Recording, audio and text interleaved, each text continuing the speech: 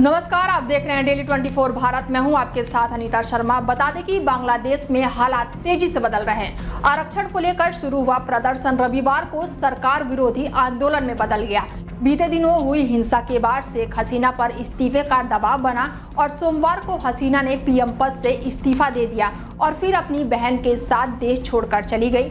Media report के मुताबिक शेख हसीना ढाका से भारत पहुंची हैं। उनका प्लेन हिंडन एयरबेस पर उतरा। बांग्लादेश की आर्मी ने शेख हसीना के देश छोड़ने के बाद सरकार की कमान संभाल ली है। आर्मी ने शेख हसीना को जान बचाने की खातिर 45 मिनट के अंदर देश छोड़ने को कहा था। आर्मी चीफ जनरल वकार उज्जमान ने बताया कि हसीना के देश छोड़ने के बाद अब आर्मी शांति से सरकार चलाएगी और जल्द ही अंतरिम सरकार का गठन किया जाएगा। बता दें कि लेकिन सवाल तो अब ये उठ रहा है कि बांग्लादेश की कमान सेना के हाथों में ही होगी या कोई और संभालेगा।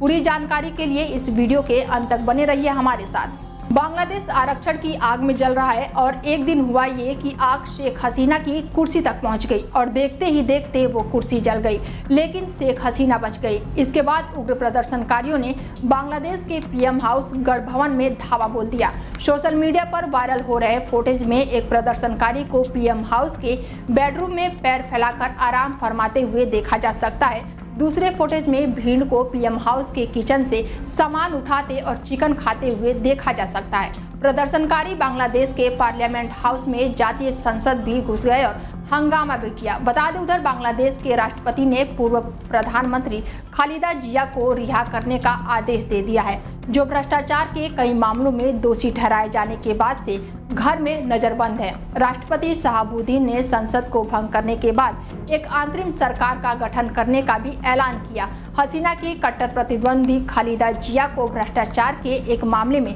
17 साल की सजा हुई थी। सजा सुनाए जाने के बाद 2018 में उन्हें जेल में डाल दिया गया।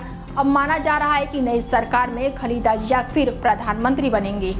कौन है खालिदा जिया? खालिदा जिया मुख्य विपक्षी दल बांग्लादेश नेशनलिस्ट पार्टी की प्रमुख है। 15 अगस्त 1945 को बंगाल के जलपाईगुड़ी में उनका जन्म हुआ था। खालिदा के पति जियाउर रहमान 1977 से 1981 तक बांग्लादेश के राष्ट्रपति रहे।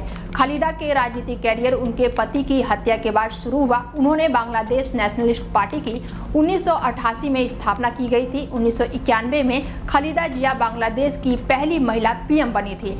2001 से 2006 तक वो दूसरे कार्यकाल के दौरान भी पीएम रही। जनवरी 2007 में बांग्लादेश में राजनीतिक हिंसा हुई। खालिदा और उनके दोनों बेटों के ऊपर भ्रष्टाचार का आरोप लगा। भ्रष्टाचार के एक मामले में उनको 17 साल की सजा हुई थी। 2018 से खालिदा जिया को जेल में बंद कर दिया गया था।